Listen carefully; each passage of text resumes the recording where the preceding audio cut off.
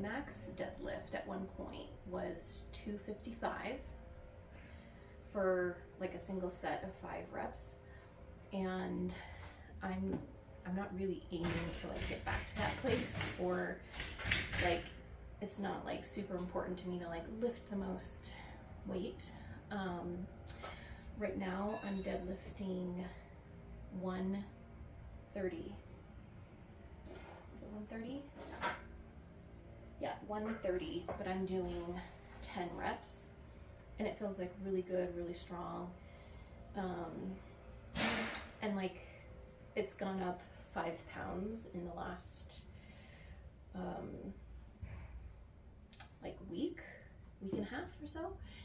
And so I like gradually bumping up, and once again that I'm taking the cues from my body. We have movers moving our neighbors in. Yeah, I like taking the cues from my body and like getting stronger and like not pushing it, like just really taking my time, gradually going up, and if I need to go back down, I will. But for the most part, things are feeling pretty good. So I just wanted to, I don't know, note that for myself. I didn't used to love deadlifts, and I think it was because I was like, when I was doing them, I was still getting the mechanics down, and I feel like I've really started to hone in on like the mechanics and making sure where my weight is where it needs to be. And then when I was in the starting strength program, the goal was always to like increase strength because I could. And even though I could lift the weight, doesn't mean that like felt great on my body.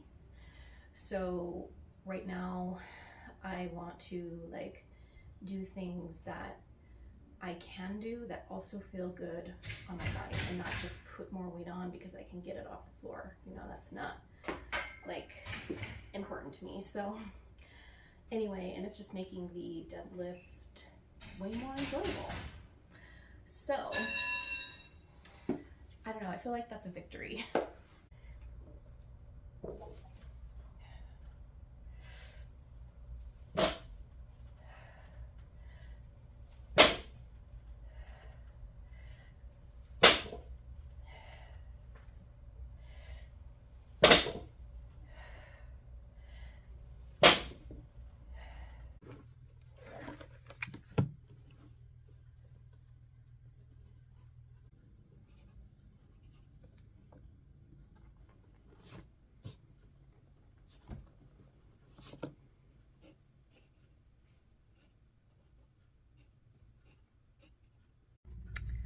There's my sketch of someone with scoliosis. I mean, it's aight.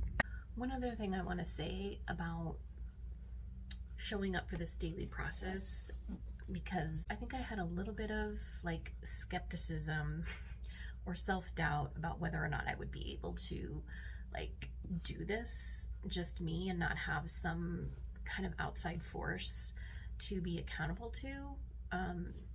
And by outside force, I mean like a trainer or a friend, like a buddy, to be like, you know, meet at the gym or something like that. Like, it always felt like I couldn't really commit to like a movement practice without something else getting me there, because I didn't quite believe I could do it just myself. And I think the reason why maybe that was difficult, or I felt like I needed to have a buddy or somebody outside to be accountable to, is because there was something about like the intention behind what I was doing, or something about the structure of it that wasn't really in alignment with what I wanted. Like something was off. And because I went into this experiment really doing this for me and building it in a way that felt congruent to me and what my body needed and all of that, I think that's made it a little bit easier to show up for myself. That's kind of my theory right now, because this doesn't feel like dreadful or like super difficult. Like there have been days when it's been a challenge, like energy wise, like maybe I just, you know, haven't felt, yeah, that energized to do, like show up for myself that day, but you know, enough to where I do, and then it's fine. But there isn't like a lot of resistance that I'm noticing to like showing up for myself. And I do think because how I'm going about it and like my intentions behind the practice are congruent with me, and it's what I want to do. So I think there has to be an element of like wanting to like show up for yourself and your daily practice, whatever that is.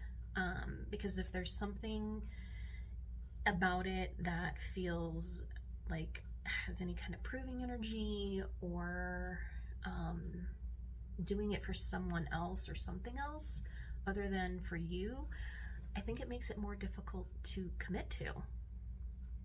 You know, that's kind of my thought. And then yeah, so like I'm talking in the general, just showing up for ourselves every day for like a movement practice or a creative practice. Now, if there's something that you're training for, where there may be things that you don't necessarily want to do, or that are really hard or challenging and then really test your limits, like, yeah, there can be days where it's like, no, this isn't something I want to do, or whatever, you know, like there still has to be an underlying like internal desire to do the thing even on days when it's hard. But yeah, if there's any sort of part of you that's like, I don't know why the hell I'm doing this, or this doesn't feel good to me, or anything like that, I think it makes it harder to commit to something. Because it's not to say that I don't have like more difficult days in showing up for myself, but because things are more aligned, it's easier to do like the harder days, if that makes sense. So that's been an interesting revelation for me in going through this, because a part of me is a little surprised that I've been able to do 35 days relatively easily. And I do think it's because of the alignment piece. And so I'm really proud of myself, and I'm proud of the like progress I'm making, how I'm feeling in my body, like what it's doing for my mental wellness, and like things are just feeling like good. I want to celebrate that, and it feels good to say that, because you know, there was a little bit of part of me that was like, oh my God, this is gonna be really hard, like to do this for a year. And yeah, it is a little daunting to think about doing this for a year, but also I'm just taking one day at a time, and how I'm going about it and why I'm doing it feels nourishing and enjoyable, and so that's making the process easier. Anyway, those are my thoughts for today.